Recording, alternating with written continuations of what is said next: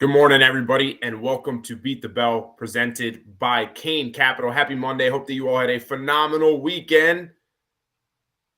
But now it's time to trade. Welcome back. Last week, we saw a 150-point rally in the S&P. They caught many offsides, but there were also a lot of traders who were able to take advantage of it. Can we get as exciting of a week this week? That is the question. Reminder, it is a shortened week, as the markets are closed for Good Friday this upcoming Friday. I'm ready to go. I hope you all are ready to go. The S&P futures are down about 7 points, so relatively flat to start the day. It's anybody's guess where we trade today. Excited to see what the market has in store. Let's talk about what we've got going on this week, what we can expect today with our panel, starting with Money Mander. Mander, good morning. Good morning. Happy Monday. Nasty helmet you got going up there, but like you said, shortened week, so let's make the most of it. I would like to make a public announcement that I am not currently sitting in my office. That is not my helmet. I am by no means a Jets fan. Please, nobody pin that on me. I'm a Dolphins fan, which may be worse, but Christ, never that. Never that. All right, Diamond Trades. What's going on, guys? Happy Monday. Excited to get into it. Shortened week. A lot to get into. Let's get after it. All right. Moe Mamba. Good morning, Hondo. Boys, good morning. Yeah, like you said, four days of trading. Let's make the most of it. Absolutely. All right, Ramsay Rippers. What's up, guys? Good morning. Hope everyone has had a good weekend. Hope everyone has a good week going into Easter weekend. The suit today, brother, looking good. Yes, sir. What got into you this morning? You woke up fired up. You're ready to go? Yeah, just wanted to let people know when people wear a tie, it's usually because they have to. But the absence of a tie lets people know you answer to no one. So just decided to get into it a little. That's this morning. Good. That's really good. Fire me up. All right, and last but not least, Stock Snipa. What's up, guys? Good morning. 4-day week. Let's get after it. I'm really excited, and I'm sure that a lot of you guys are as well. And Snipes has always got the suit on. I love it. All right, let's go straight into Fed forecast, economic calendar. What do we have in store, gentlemen? Yep. Let's go ahead and look at the economic calendar for this shortened week.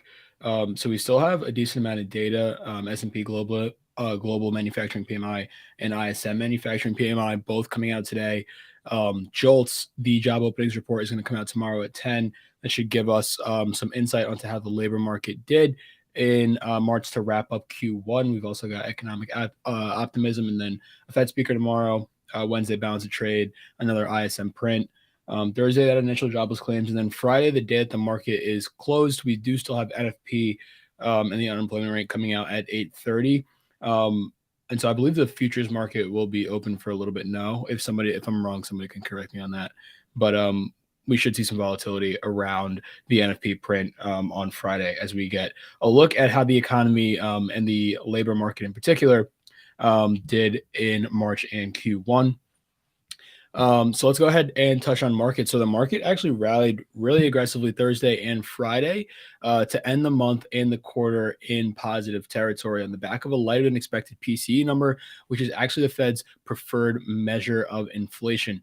Additionally, financials have recently rebounded, found some support, helping to lift the indices, particularly the S&P and Dow, which both have a financial component in them. But that support is primarily being seen in the large GSIB banks, or your globally systemically important banks, which have outperformed the rest of the sector in recent days. Those regional banks are still trading at a steep discount as concerns sort of continue to swirl around whether or not there will continue to be some liquidity issues in that sector. But the bounce in JPM, Bank of America, has actually helped the indices here rally aggressively over the past several sessions, and that may actually be leading to a little bit of this pullback that Alejandro was talking about this morning before the open. Last thing I'll touch on before passing it to Mander is that retail took their foot off the gas pretty substantially in March. February was an all-time high for retail buying in U.S. equities as January rally, really pulled a lot of retail off of the sidelines and they chased that market higher. But March showed a complete 180. So for the month of March, retail investors actually pulled back their purchases of U.S. equities by about $8 billion, cutting them in half from that all-time high peak in February. So investors' sentiment actually soured pretty substantially in March on the back of that financial, sort of crisis with SVB and Credit Suisse.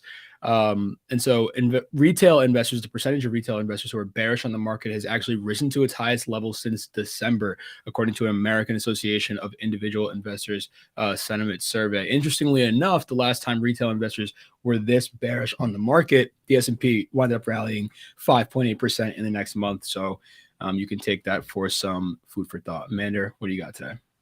Fantastic, thank you. And I got a note on the recent rally we saw that you showed with the S&P there. But first, I want to cover Tesla. So I know Tesla's a big name for investors and traders alike. We finally just got reported our Q1 delivery numbers yesterday, and it was kind of a mixed bag of data, honestly. We had total deliveries came in a hair over 420,000, which was up 36% year over year from Q1 of last year, but actually still fell short of the FactSet expectations after those massive price cuts that we talked about. They cut models about 20% across the board on price. They fell short. I think FactSet had them coming in somewhere around 436,000 deliveries, not production. So as you can see here, the most expensive Model S and Model X units there actually produced just under 20,000 and only delivered just over 10. So that was really a big holdup in inventory there, with the Model 3 and Model Y, with those tax incentives that we've seen nationwide actually delivered substantially on the high production there. So I think with the car industry being one of those most interest rate sensitive markets, it makes sense to see demand decrease, as we've talked about. And Tesla really wanted to maintain their market cap on that EV market there. And obviously they're operating at a really high profit margin. I think last year they operated at like 16, 17% profit margin, which for a car company is very rare. So they had the ability to cut prices like they did with the 20% price cuts.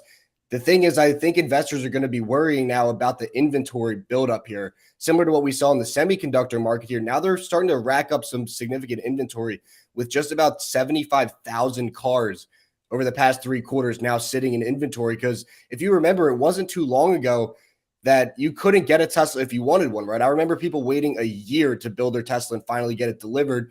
And so you saw major investments into the Austin, Texas, and the Berlin gigafactories.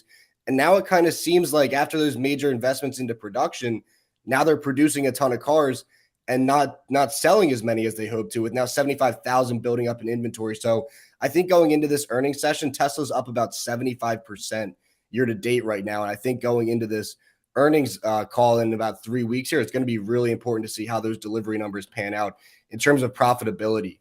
And then my last note here, I wanted to touch on the S&P 500 March performance, talking of up 75% year to date. We saw this massive rally in the S&P 500.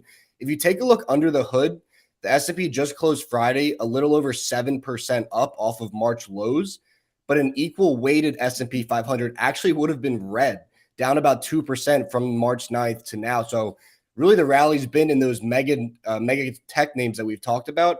And the top 5 companies in the S&P 500 now account for 23% of the entire index, with Apple and Microsoft alone making up 13% of the entire S&P 500. So I think as we kind of turn the corner into this new quarter, we'll see if this asset rotation that we saw out of financials into mega cap tech, that I think funds were looking at as the safe bet if you wanted to pull money out of financials, put it in Microsoft, put it in Apple. Those have been the names that are rallying.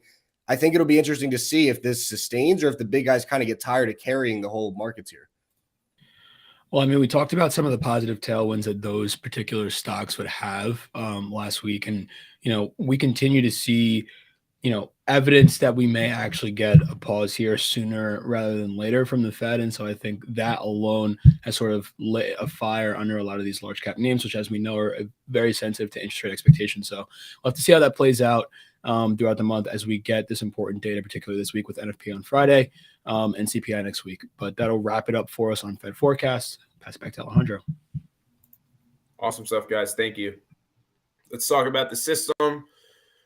Let's talk about SPX. So last week, as I mentioned earlier, we saw a 150-point rally. The system gave the buy signal at the close on Tuesday with the bullish cross of the 10 SMA over the 50 SMA. Now, for traders trading intraday, it was a little bit difficult. Some of the price action up until, I'd say, Friday afternoon really was slow during the cash session. The moves really came overnight, but regardless, 150-point rally. with virtually zero pullback. I think we got maybe 1 or 2 20-point pullbacks in the ES futures.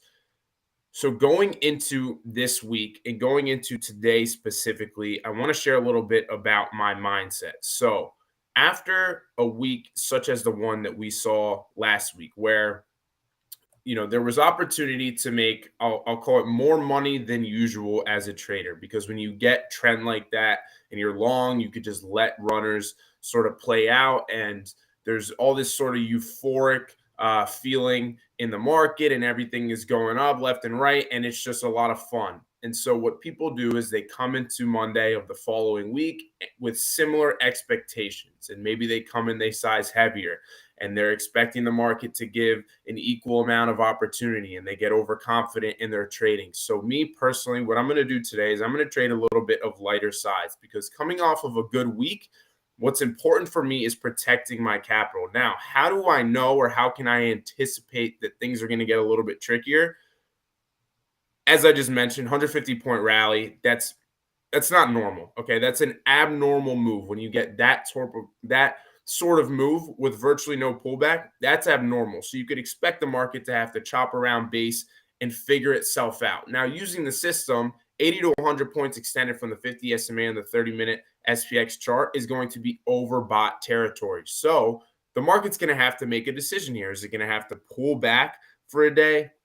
Is it going to have to trade sideways for a day? Are we going to break through levels of support and catch longs offside who are coming in, anticipating things to go higher? So it's a tricky spot, because what we've seen is the market has rallied hard. So up here at this level, these are when people start to short, but you're shorting into a ton of momentum, right? You also don't want to go long up here into overbought territory. So keeping that in mind, it's important for me to let the market decide what it wants to do next, and to trade lighter size and to not get overconfident. And for that reason, I am going to trade a little bit lighter and let things figure themselves out. Now, using technical analysis, using the system here, we're trading above the 50 SMA on both the 30-minute and 1-hour SPX charts. So bulls are by all means in full control of the market until we break down below those two levels. I'll be looking for long opportunities on dips, false breakdowns, reclaims of key levels. And that's basically the story coming into today, guys. So remember, the lesson to be learned here is to trade smart, to not expect another 150-point rally, to not get overconfident, and to remember to protect the capital, especially protecting those profits if you did well last week. That's going to do it for the system. I'll pass it over to Ramsay Rippers for Bet the Bell. Do it for the system. I'm going to pass it over now to Ramsay Rippers for Bet the Bell. Good morning. Good morning, guys. All right, guys, what's going on? Bet the Bell. Let's get right into it. Let's see the stats updated moving into this week. Friday, big green day. I believe only one person took green, or maybe it was two. I think Snipes and Hondo were green and green. So there's the stats. Hondo's looking pretty happy. Congratulations. You put them back up there. I want to see. Nice making my way up. Yeah, It you're looks about like I've officially surpassed Diamond Trades for all-time wins.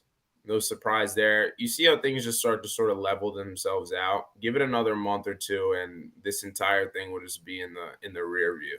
Passed on the wins, up a game in the win column, down 4 in the loss column. So I believe you're back, 3.5 games out of first place. So, hey, making a push into the playoffs. We're getting. I got to start taking. You know what I got to start doing? I'm going to start taking bye weeks, taking games off. So I got to sprinkle in some beat the bells where I don't come on, just so we can even out the number of guesses I've had to make and the number of guesses Diamond's had to make. Well, all we got to do is just you not answer. You just don't answer the green or red for the next I believe 4 episodes, and then we can even it out. We can space it out. I don't have that type of self-control.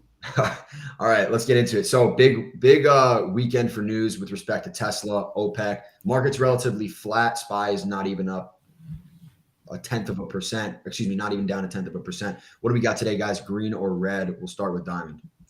I would like to see red get a little bit of a pullback into the week. But on the week, I think that we can close the week green. So red for Monday here, and hopefully green for the week. Mander. Yeah, among the things you just said on the weekend news, I'm going to say red, just on a little pullback to grab liquidity from that rally on Friday. Fair. Snipe. Got to go with red. I think we're due for a little correction. Mo. Green. And last but not least, Hondo. I'm going to go green. I want to say red, but looking at the futures, we held some pretty key support 41.20 all night long. So, we're still trending. Green. Beautiful. All right. Second question we're going to talk about Tesla. This is going to be actually a weak question. Looks like the line in the sand right now is 200. We got a really nice break up and go off of 200 intraday on Friday before soaring to 208 high a day on Friday. So yesterday, Tesla posted record quarterly vehicle deliveries, but quarter-on-quarter sales growth was modest despite the price cuts on rising competition. According to a mean of estimates on Friday, Wall Street expected the deliveries at around, I know Mander covered this pretty well, 432,000 vehicles for the quarter. WSJ CNBC reported Tesla missed the figure analysts surveyed by Refinitiv and FactSet expectations. Other estimates show Tesla beat Wall Street expectations with 422K delivered, which in turn racks up inventory. Times clearly have changed as, once again, Mander and Diamond covered this really nicely. Times have changed economically and financially for consumers. Not long ago, it was taking months, years to get a Tesla. Now, even with the price cuts, they're still unable to clear out this inventory. It could lead into some problems in the future, forward guidance down the line. But today we're just focusing over under this week, 200 by the end of the week. What do you guys think? Over under 200 end of week, Diamond. I will go over. I think that we rally into the Easter weekend, short week. Such a clear level on the daily. It's beautiful. I mean, we're really, there right now in pre-market yeah, at 200. So it's a good line. It is a good line. 198 to 200 is a nice little previous supply. See if it flips to demand this week, Mander.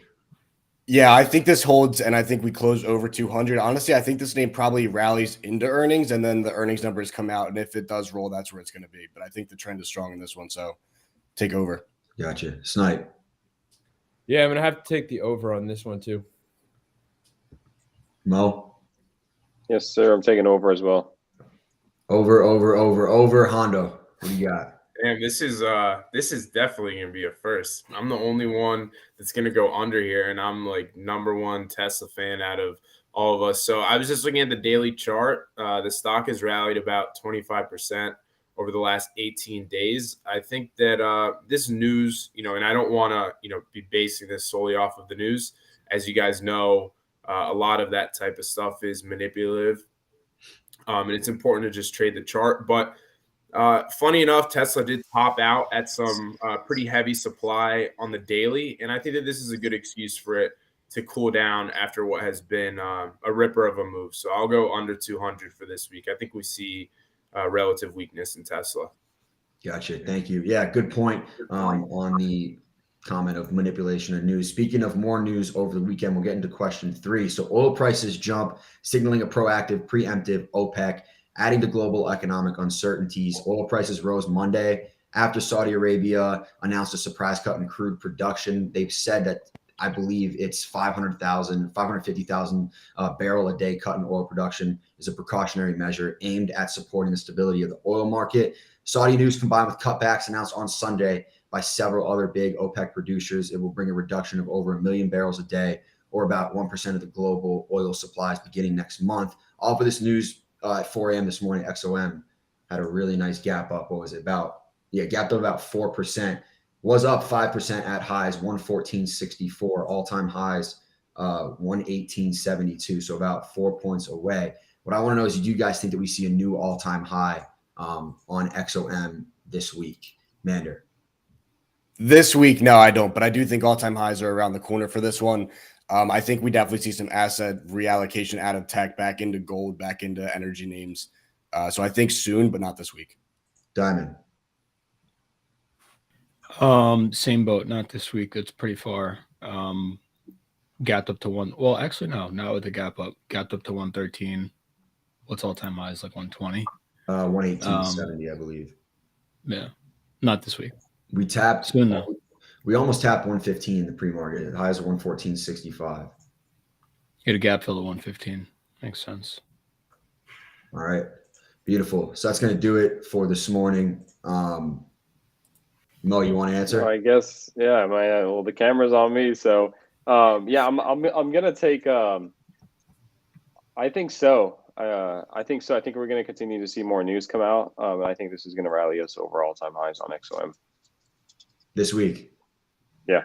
Let's go. Love it. All right. We'll see what happens. That's going to do it for Bet the Bell. I'll pass it back to Hondo. Awesome stuff. Thank you, Ramsay. Now over to Mo for Mamba market analysis. Go ahead here and share my screen. It's massive. They were just infamous trend line right here.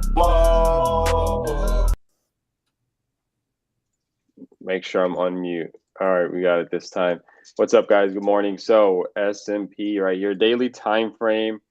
We hit on last week the HNS that's forming, and then the trend line. Right, we broke out of this trend line, we held it, and you see the rally. We came through into this supply zone. We just closed right within it, and then we rallied. The move I was looking for really was this 408.3 gap fill level. Right, I had said if we come into this level, test it, close below, I like this for downside. I'll actually start a long-term short here, but we broke through and held it. What I'm thinking is we get a little test on this gap fill level, come down, test this 408.3, then continue to make some upside on this move. Let's see if we can come up into this 413.85, 414 region right about there. We can see a little bit of somewhat of daily resistance in this region right there. That's what I'm seeing at the moment. If we do end up coming back through this 408.3 level and we do close below it, that's indicative of weakness. I'll at least, look for a test into this daily demand now, right? See if we can come through. If we do close below, definitely further downside. But if we do close within, I have to be careful and expect a move back up here. But as usual, how I do play my gap fills is if they do close above, I won't touch them. If the next day we come down and fail to hold support, we close below, I'll definitely have to swing puts to the downside and see how far that can take me. I'll look to trim some definitely within this region and hold some at entry, right? Stop loss at entry. And if it continues to go my way, then hey, it's great for us. More money, more profits, huh? But definitely my watch today will be this 408.3 level. See how we do come down here and test and hold this level, or come through on the daily and hold. That'll be it, Honda. Thank you. All right, Mo. Phenomenal. All right, guys, that's going to do it for this morning's show. Appreciate everybody joining us on this beautiful Monday. We're ready to get after, as we mentioned, short week, only 4 days of trading. Make the most of it. Trade smart, manage risk, do what you got to do. We'll be trading live all week long in the Kane Capital Discord. You can go to kane-capital.com. We've got the 7-day free trial going live right now. So join us. Would love to have you. That's all I got. Have a great rest of your day, everybody. And we'll see you on Wednesday morning at 8:30 a.m. Eastern Time.